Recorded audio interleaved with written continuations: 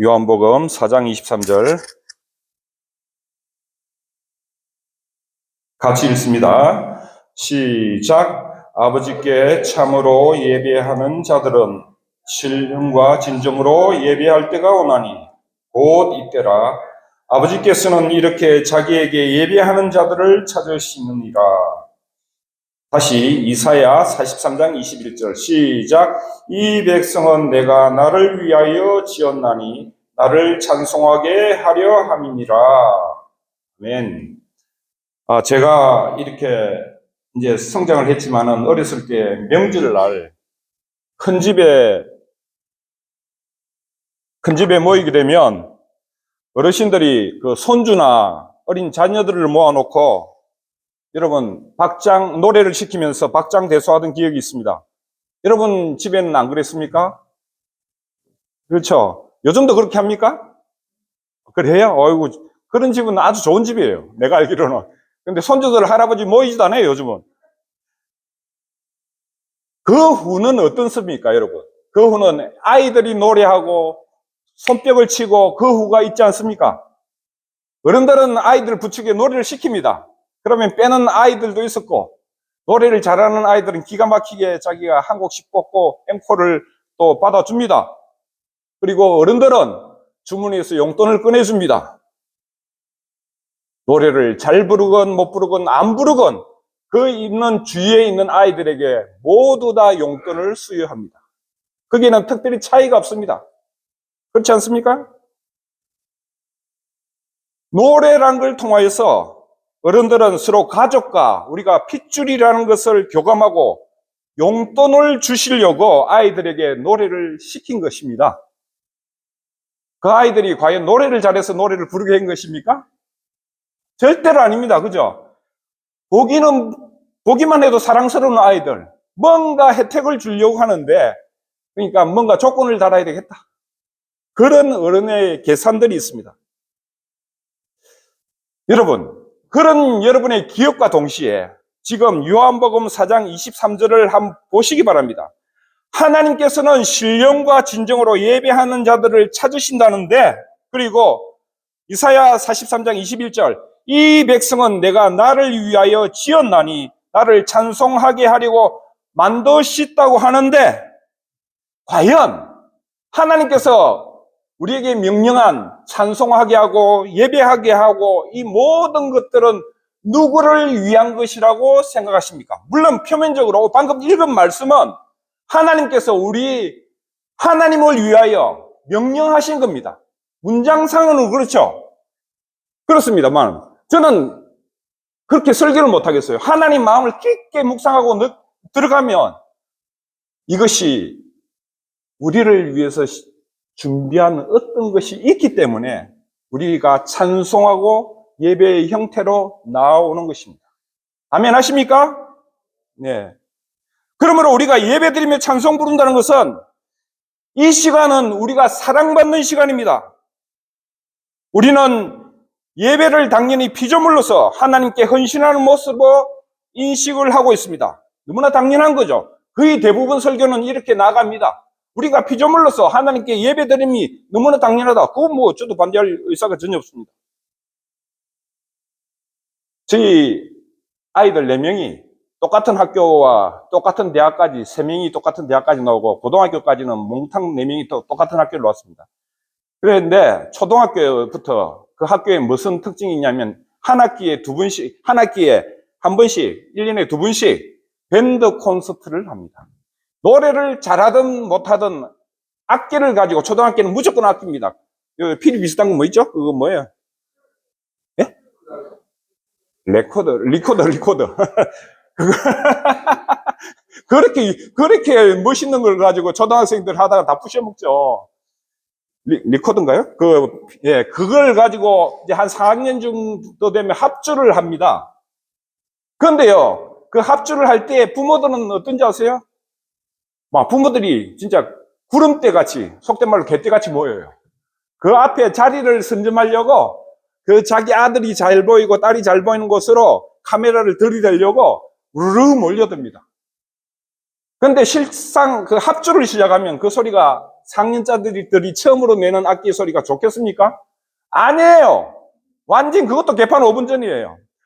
이런 소리를 들으려고 왔나? 남들이 들으면 그렇게 평가할 정도예요. 그리고 그 지휘자는 꼭 마치면서 하는 그 소리가 있습니다. 부모만 좋아하는 소리였습니다. 맞지 않습니까? 부모들은요, 아이가 잘 부르건 못 부르건 관계없습니다. 내 아이가 저기 보여야 돼요. 그죠? 지금 우리 아이 중에 하나가 우리 딸이 이제 밴드에 가입돼 있습니다. 재즈 밴드입니다. 그래가지고 공연을 뭐 1년에 3번, 4번 하는 걸로 알고 있는데 저도 한번 가봤어요. 저도 똑같아요. 그 아이가 성숙해가지고 졸업을 해도 저는 제일 앞에 앉아가 그 아이의 모습을 조금이라도 쳐다보려고 애씁니다. 그렇지 않습니까? 그리고 우리 아이들 특징은 다 배구 선수들이에요. 4명이 몽땅 아마추어 배구들을 하든지 어떤 식으로 하든지 저에게 가장 중요한 스포츠 경기는 배구예요. 사실은 저는 축구를 너무 좋아합니다. 축구를 한 20년 동안 했어요. 그러나 축구 안 봐요. 그 배구가 일주일에 한 번씩 유튜브를 통해서 올라오면 저는 그 시간을 꼭 놓치지 않고 그 아이의 모습을 추적합니다. 제가 왜 이런 말씀을 드릴까요? 여러분, 우리가 지금 이 자리에 나와서 불과 몇 명 안 되지만은 하나님께 예배드리는 이 모습을 보시는 하나님의 심정이 이렇단 말입니다. 여러분이 어떤 모습으로 고개를 숙이고 목소리를 내지 않고 찬양해도 하나님께서는 여러분 목소리가 최고의 목소리예요. 제가 부모의 심정, 우리는 아버지를 하나님이라 부르지 않습니까? 그 부모의 심정으로 모든 것을 보니까 하나님께서 우리에게 명령한 모든 것은 그것은 하나님을 위함이 하나도 없습니다. 알겠어요? 하나님께서 성경에 우리에게 뭐 하라 이 명령이 왜 이렇게 많냐고 그렇게 여러분은 외치지만은 그것은 여러분을 위한 삶을 위한 것입니다. 아멘 하시죠? 예. 이 정의를 잘 알고 계세요. 여러분, 하나님은 여러분에게 어떤 짐도 부과하지 않으세요. 아시겠어요? 일하는 소리도 심지어 안 한다고요. 첫째, 여러분은 하나님이 어떤 마음을 갖고 여러분과 항상 함께 있고자 하는 그 마음을 이해하고 그 배경 아래 살아가셔야 됩니다. 그러면 우리가 여기에 나오는 자세는 좀 달라져야 됩니다. 맞지 않습니까? 제게는 앵무개가 있습니다. 앵무개. 이놈은 새가 아니고 개예요. 예? 제법 많습니다. 그런데 제 방에서 풀어놨거든요. 풀어놓으면 제 어깨에 올라고 뽀뽀를 하고 난리치거든요. 어떤 앵무새들은 왕관 앵무 종류들은 머리에 깃털이 있는데 그 종은요 노래를 기가 막히게 합니다. 농담이 아니고 우리 집사님 노래를 딱 듣더만 와, 저 노래 정말 딱딱 그것도 틀리지 않고 흔들림 없는 목청으로 노래를 하는데 그것도 표현도 못할 정도로 아름답습니다. 그러나 제가 그 앵무새를 귀여워한다고 그놈의 새들이 언제 노래를 부르는지 아세요? 자기들 자기 전에 꼭 밤에 부르는 거예요. 그럼 나는 환장을 해요. 에? 이 가둠이 실어가지고 내 방에 풀어놨더만 이것들이 막 저 사방이 가구 위에 올라가 똥을 싸면서 노래를 해대면 너무 괴로워가지고 제가 한 2주 전에 이놈의 앵무새들 다 모아가지고 옥탑방으로 다 올려버렸어요. 세상에 그 앵무새보다 아름다운 목소리는 여러분 없어요. 진짜 그래요. 우리나라 여자 가수 소프라노 그 누굽니까? 그 이름 조수미. 그 사람의 노래 한 서너 번만 들어봐요. 여러분 들을 수 있는지 아세요? 하나님은 안 그렇습니다. 하나님은 여러분이 한 번이고 두 번이고 100번이고 노래를 불러도 하나님은 거기에 반응하시는 분입니다. 꼭 운동 경기를 보려고 콘서트를 보려고 앞쪽에 앉아가지고 고개를 내밀면서 촬영을 하는 그 마음을 여러분 잊지 마셔야 됩니다. 왜 여러분을 찬송 부르게 하신지 아십니까? 다시 정리를 해드립니다. 상은 주고 싶은데 조건이라도 하나 달아보자. 아시겠어요? 그 마음이 있는 거예요. 그렇다면 여러분의 찬송의 자세는 어떻게 해 나가야 되겠습니까? 달라져야 됩니다. 저는 목사로서가 아니고 이 찬송의 경험이 너무나 많은 겁니다. 저는 예배하고 하나님 앞에 나갈 때는 정말 어떨 때는 기도보다 항상 찬송만 부르고 끝납니다. 왜? 이 찬송은 내가 말할 수 없는 것을 모두 다 담고 있기 때문입니다. 나는 이 찬송을 부르면서 그렇게 되기를 원합니다. 아멘. 하나님, 그 마음을 가지고 있습니다. 여러분, 기도하려면 여러분 5분 못하지 않습니까? 그죠? 그럼 찬송하려면 그래도 이제는 듣고 배운 게 있으니까 1시간이라도 할 수 있습니다. 제 말씀을 꼭 귀담아 들으세요. 여러분, 찬송 시간이 일부러 늦게 오시는 분이 있는데 오늘은 늦게 오시는 분도 없어요. 여러분, 내가 예배 시간에 오기 전에 제가 이 말씀을 드렸어요. 지금 그 시간에, 여러분 이 시간에 앉아 계신 분들은 여러분 엑기스입니다. 예? 하나님 안에서, 눈 안에는요, 정말 여러분 괜찮은 분들이라고 저는 아멘 해요. 예, 딱 하다 보면 딱 그 선이라는 게 있어요. 사도행전 16장에는 바울과 실라가 복음을 전하다가 감옥에 갇혔습니다.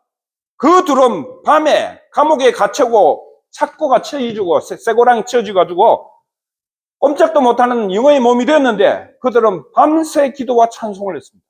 그러자 땅에 지진이 일어났습니다.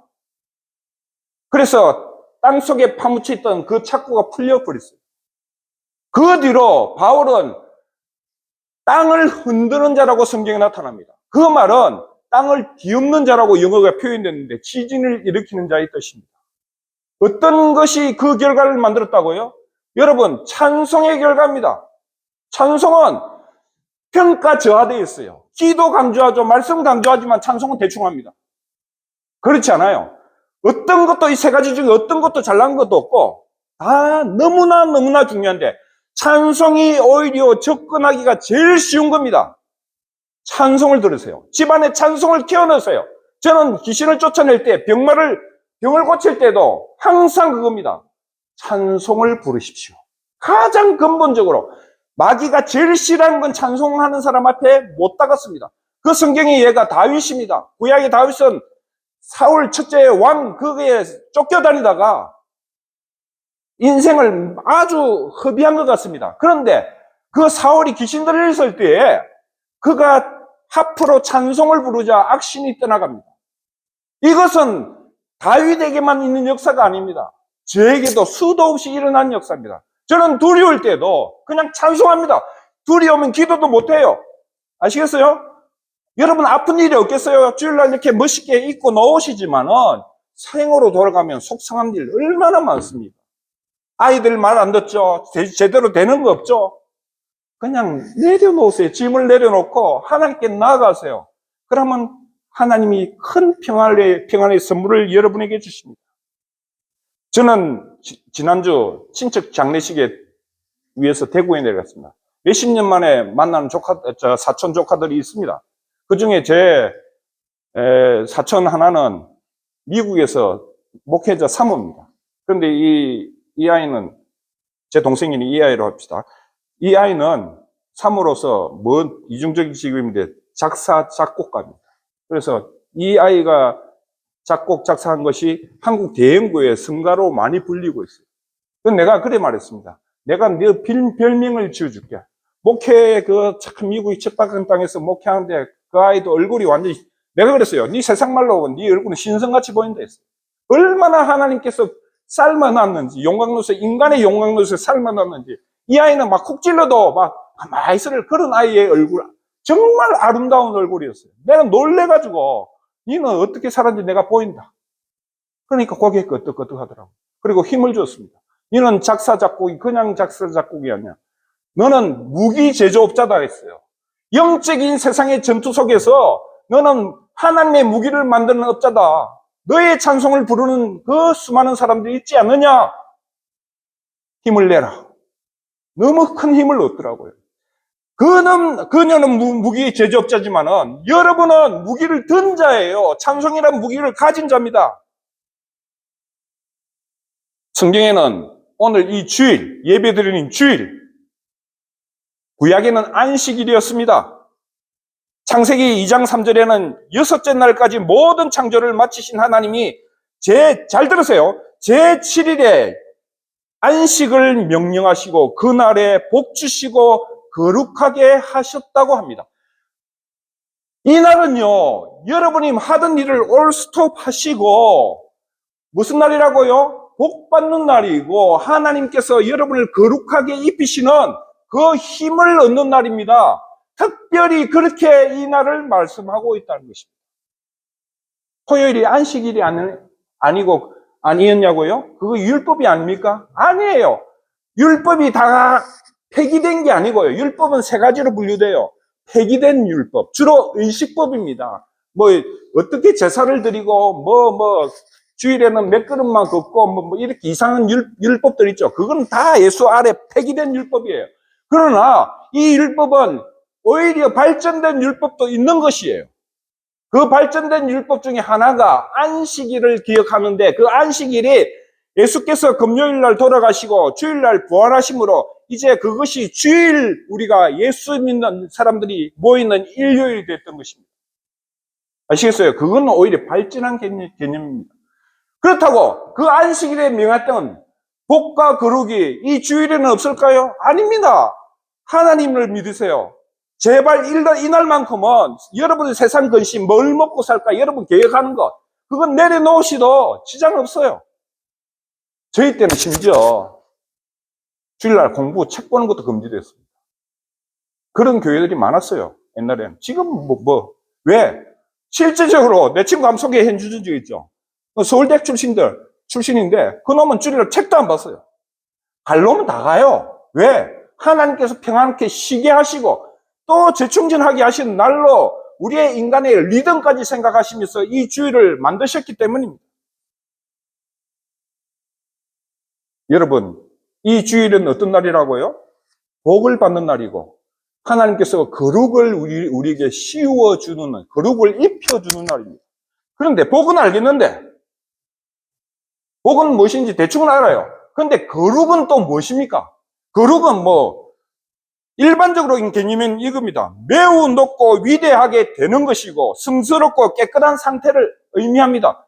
이 정도가 일반적인 개념입니다. 그게 부족한 개념이에요. 제가 거룩을 다시 한번 정리를 해드릴게요. 홀리 하는데, 홀리란 그것은 에스겔 36장 23절에 가셔야 됩니다. 제가 천천히 읽을게요. 잘 들어보세요. 에스겔 36장 23절에 보면, 여러 나라 가운데서 더럽혀진 이름, 곧 너희가 그들 가운데서 더럽힌 나의 이름을 내가 거룩하게 할지라. 지금 어떤 상태냐면 이스라엘은 멸망을 당해가 잡혀 있어요. 그 민족이 거의 숨도 못 쉬는 포로 생활과 같은 그런 다른 나라에 잡혀 먹힌 상태예요. 그 속에서 하나님이 선포하십니다. 내가 그들의 너희로 말미암아 나의 거룩함을 나타내리니 내가 여호와인 줄을 여러 나라 사람이 알게 하리라. 이 무슨 말이냐면 해방의 선포예요. 하나님의 위대한 힘을 보여주는 그런 의미로 거룩이 사용되어 있어요. 하나님의 능력으로 여러분의 아픔을 이기게 해주고, 아시겠어요? 여러분의 고통을 평화롭게 만들어주는 그 능력의 의미로 거룩이 사용되었다는 것이에요. 이 주일날 거룩은 그렇게 선포됐습니다. 두 가지만 꼭 기억하세요. 주일은 뭐하는 날이다? 복 받는 날이고 거룩을 옷을 입는 날이다. 하나님께서 여러분에게 능력을 주시는 날이다. 다시 한번 거룩에 대해서 정리해 봅니다. 우리가 수렁에 빠졌을 때 하나님이 사용하시는 하나님의 구원 능력이 거룩이란 뜻입니다. 그리고 이 주일 예배는 구별이라는 의미가 있습니다. 주일을 지킴으로써 하나님이 하나님됨을 알게 하려는 것입니다. 너희가 이날까지 일 안 해도 내가 너희를 책임지겠다. 그런 의미가 기본 의미예요. 그래서 구약에 만나 메추라기 너 어떻게 했어요? 광야에서 이틀분을 주어줬습니다. 그러니까 내 한번 믿어봐. 주일날 하나님이 가장 큰 외침이 예배를 통해서 뭔지 아닙니까? 이 아버지 한번 믿어봐라는 거예요. 아멘 하셔야 돼요, 여러분. 목사만 그렇게 느끼고 믿고 사는 거 이렇게 나의 지식이 되면 안 됩니다. 여러분이 경험된 그 지식이 돼야 됩니다. 이날은 하나님과 우리 자신이 누구인가를 기억하는 날입니다. 여러분, 인간을 만들 때 하나님은 인간의 한계를 알도록 만드신 것이 있었죠. 에덴 동산 안에 인간의 한계를 꼭 보고 느끼고 알도록 한계의 기점을 두셨습니다. 그것이 뭡니까? 너 이 선을 넘으면 안 돼! 하는 것이 있었죠? 말씀했어요? 선악과죠? 왜 선악과를 두셨습니까? 그 동산 안에 모든 것은 다 다스리고 먹고 네 마음대로 해. 그러나 딱 선악과를 보이게 하심으로 이것을 느끼게 하는 겁니다. 너는 피조물이야. 알겠어요? 너는 아무리 잘 나가고 잘 해먹고 잘 살아도 너는 피조물이야. 내 앞에 겸손하라. 그것을 항상 보게 선악과를 동산 중앙에 두셨습니다. 이 주일이 무슨 역할을 하는지 아십니까? 이 주일을 우리가 지킴으로 말미암아 우리가 누구인가를 확인하는 시간입니다. 우리는 피조물이라는 것입니다. 아시겠어요? 하나님 앞에 겸손해야 되고 이 시간 나와가지고 하나님이 우리가 누군가를 확인하는 시간이에요. 예배를 드리면서 하나님이 계시고 살아계시고 이건 너무 중요한 사건입니다. 똑같은 이치거든요. 제가 눈으로 보는 안식일의 개념은 그런 거예요. 아담과 하와. 우리 목사님은 영어는 성경은 하와로 되어 있는데 목사님은 항상 이 자리에서 이브라고 말해요. 왜 이렇게 말이 차이가 나는지 아십니까?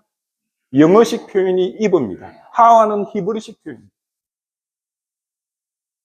아담과 하와는 그 선악과를 보므로 우리 자신은 피조물이다 하는 그것을 처음엔 알았습니다. 그러나 죄를 범하고 말았습니다.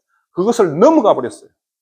그렇다면 그와 비슷하게 여러분 제가 이 주일을 내가 한번 기회를 드려볼게요.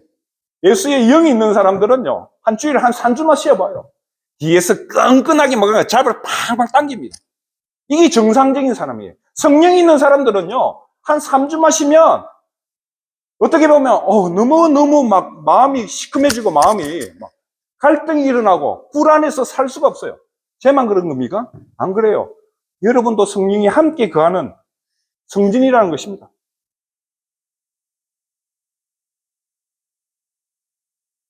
마찬가지로 이 날은 하나님의 날입니다. 꼭 기억하셔요. 선악과가 우리 눈앞에 있듯이 이 날을 우리가 예배함으로 노는 것으로 우리가 피조물이라는 사실.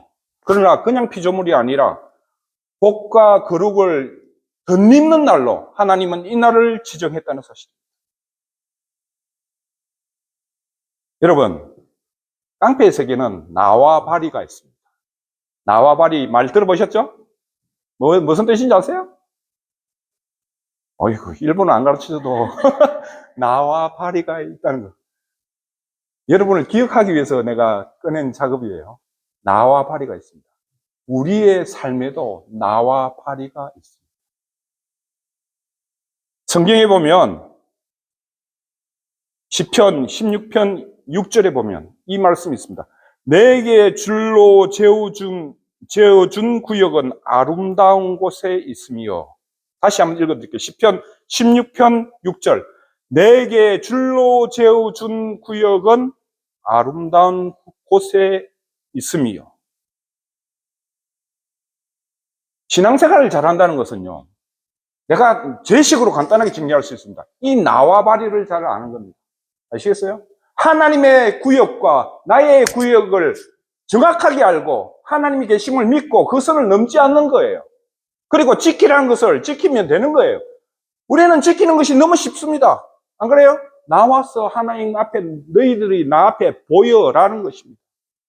근데 깡패들이 세계에서 나와 바리를 이렇게 침범해버리면 어떤 결과가 나타납니까? 영화에서는 공통적인 결과로 나타나죠. 깡패가 자기 구역을 넘어갑니다.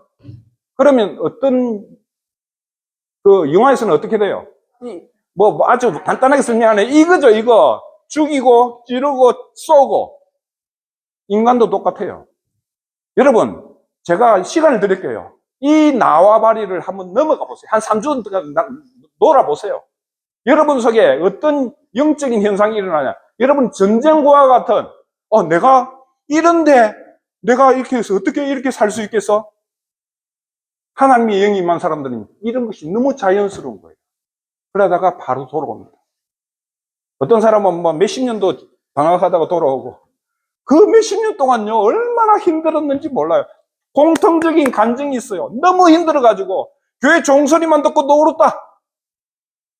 실제적인 이야기, 난 그런 비슷한 이야기 수도 없이 들어요.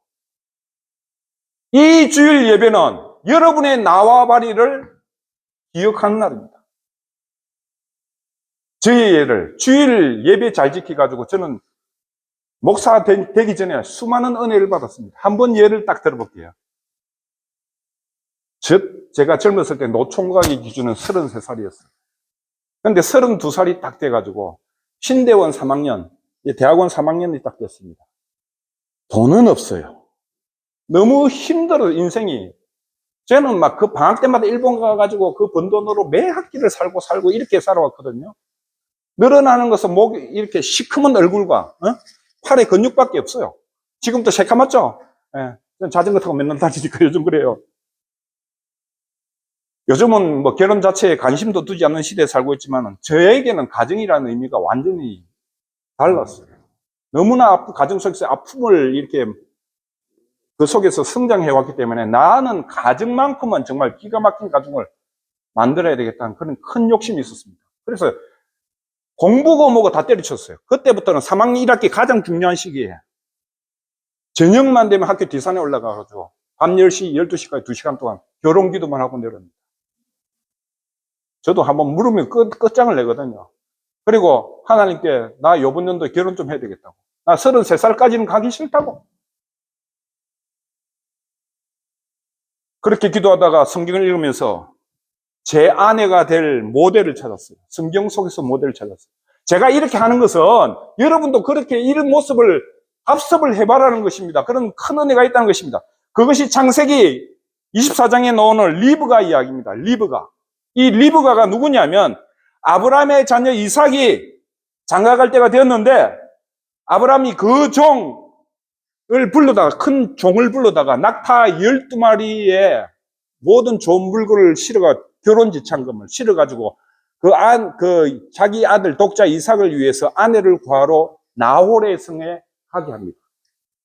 그러니까 종이 적어도 6, 7명은 따라갔어요. 낙타 12마리에 그 모든 짐을 실었습니다. 나홀의 성에 이 종이 도착했습니다. 그때는 어둑어둑해지는 시간에 이제 그 중동에는 해가 지어야지 일을 시작합니다. 우물가에 여인들이 모이는 시간에 그 우물가에 도착을 했습니다. 수많은 여인들을 보자 이 종이 기도를 합니다. 하나님, 저희가 이 낙타들을 하고 이렇게 사막을 건너왔는데 이 여성들 중에 저와 종들과 낙타 12마리에게 물을 먹이는 사람이 있으면 그 사람을 이삭의 아내인 줄 알겠습니다. 저는 그 성경의 말씀을 딱 보는 순간 눈이 막 엄청 밝아졌어요. 하나님, 나도 저런 사람입니다. 그런데 생각을 해보세요. 여러분, 낙타가 물 많이 마시는 걸 알죠? 12마리가 마시는 양이 어느 정도 될 것 같아요? 12마리를 제가 동물학사에서 찾아보니까 12마리 낙타가 마시는 양은 여러분 드럼통 이렇게 꼽잖아요. 그거 20통입니다. 그건 사람은 계산도 안 하고 어떤 미친 여자가 객을 위해서 우물가에서 우물을 기르는데 양수기도 아니고 우물을 기르는데 낙타 20마리를 먹이는 그 정도 12마리를 먹이는 그 정도의 물을 길러 올려가지고 물을 먹이겠습니다. 이건 확률상 없는 거예요. 아무리 여자가 많더라도 그렇지 않습니까? 어떤 여자가 그런 수고를 감수하겠습니까? 자기 일도 있을 건데. 근데 그 말씀에 확 꽂혀가지고 제가 하나님, 나는 선교를 할 자인데 앞으로 내 일을 무시하고 헌신해야 되는 그런 직업인데 나에게도 저런 베풀을 줬으면 좋겠습니다. 이 우물가에서 만난 여자가 리브가고 나홀의 성의 성주의 아들이었습니다. 그래서 순적히 이삭의 부인이 되었는데 이 장면이 지금 제가 그때 그 기도를 시작할 때 하나님께서 확 보여주신 장면입니다. 그리고 제가 하나님께 기도하면서 나갈 때 조건을 달았습니다. 하나님, 아마 헌신된 자들은 간호사가 좋겠지요. 첫째, 간호사 직업을 달았습니다. 하나님, 두 번째 저의 조건은 하나님, 저는 뭐든지 심플하거든요. 제가 머리가 좀 그래요. 머리가 나빠 보니까 공부하는데 지장이 너무 많아가지고 외우는 것이 막 한계가 느껴가지고 성적이 별로 안 좋아요. 그래서 제 머리 닮으면 곤란합니다. 좀 머리 좋은 자를 좀 주세요. 세 번째 조건 딱 세 가지예요. 하나님, 제가 돈이 없어요. 학비를 마련하려고 뭐 학비가 항상 모자라가지고 난리인데 이 돈 없는 자도 이렇게 환영해 줄 수 있는 사람은 필요합니다. 근데 저희 학교의 특징이 뭐냐면 제가 3학년을 했잖아요. 학교 안에는 간호사가 한 명도 없었어요. 간호사 출신들이. 근데 뭐 간호사를 내가 달라고 했으니까.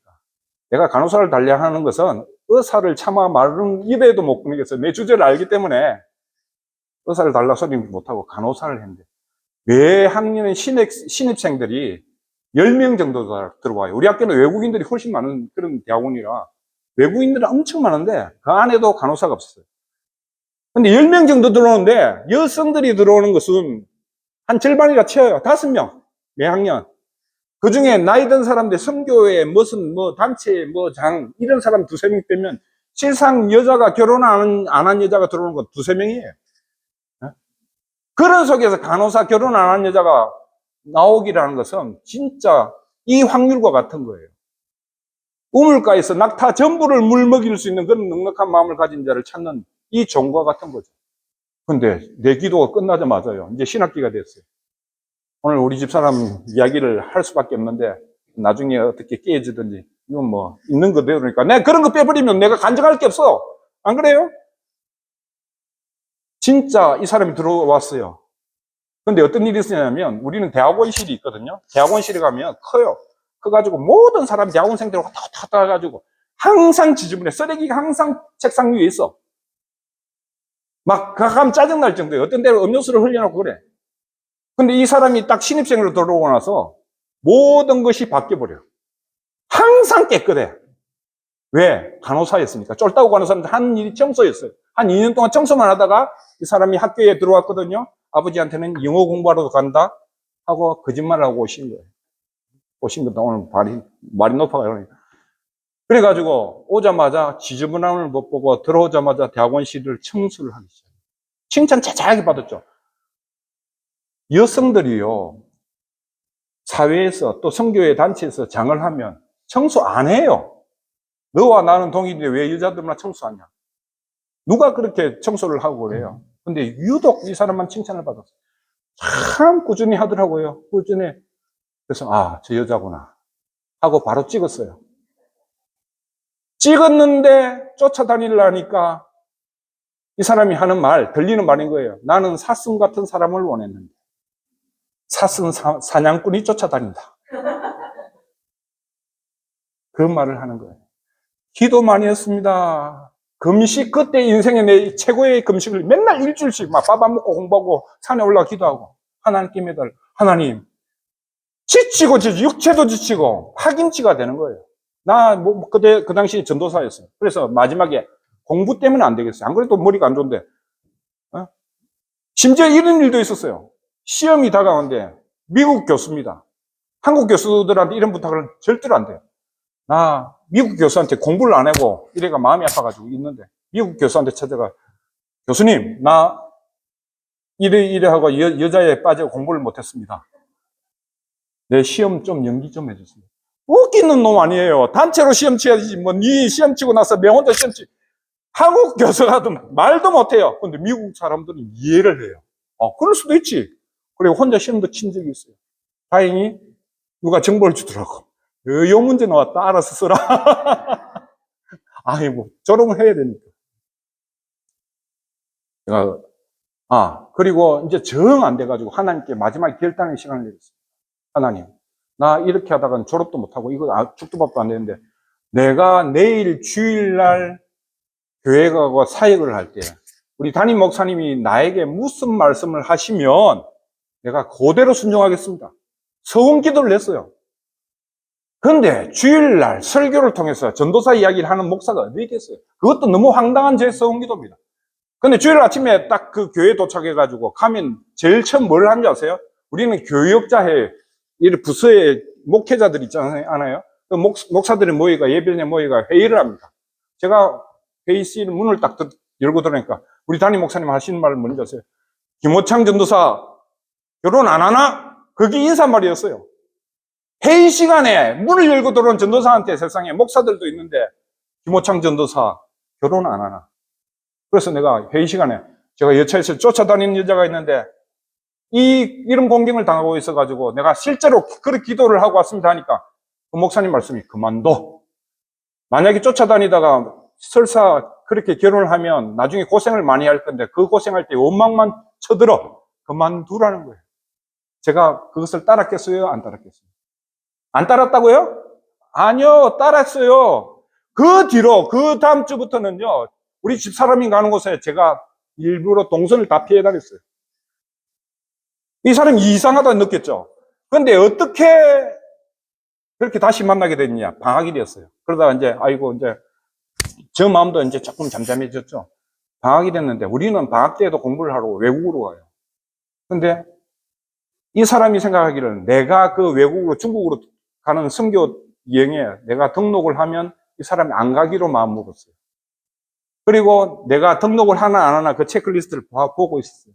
그런데 저도 똑같은 생각을 하고 있었어요. 이 사람이 가면 나도 피하리라. 네? 근데 이 사람이 가장 마지막에 리스트에 이름을 올리더라고. 내가 안 가는 줄 알고. 나도 똑같이 올렸어요.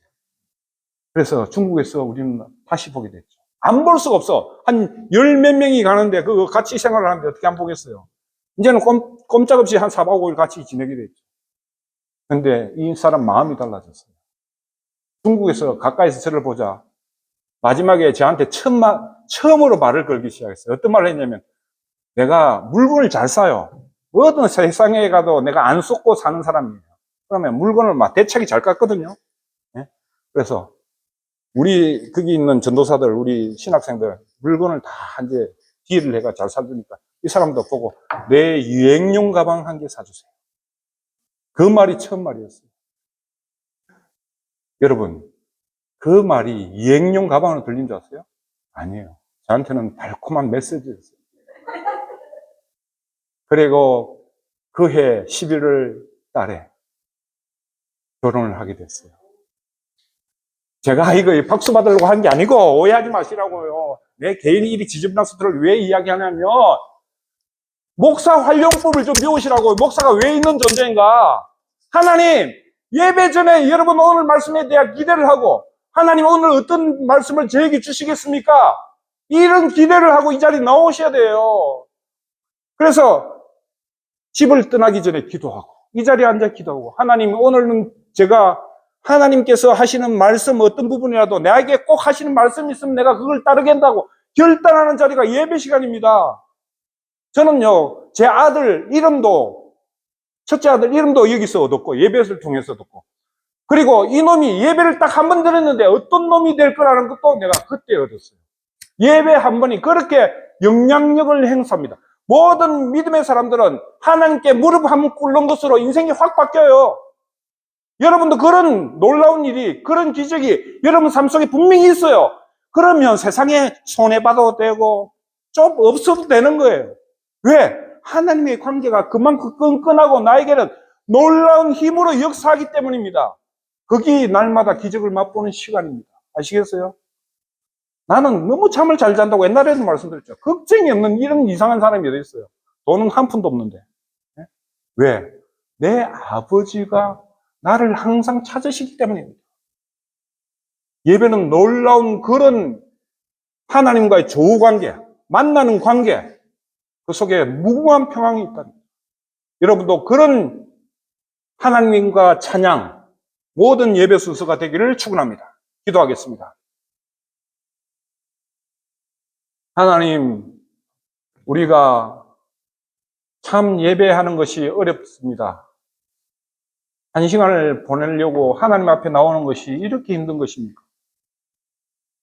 그러나 이 예배의 기쁨을 알고 진정과 신령의 의미를 알면 우리에게는 놀라운 선물이 있고 복과 거룩이 있다는 사실도 이제는 알게 도와주옵소서. 놀라운 일들을 예배를 통해서 체험하게 도와주옵소서. 감사를 드립니다. 예수님의 이름으로 기도합니다. 아멘. 찬송 40장입니다.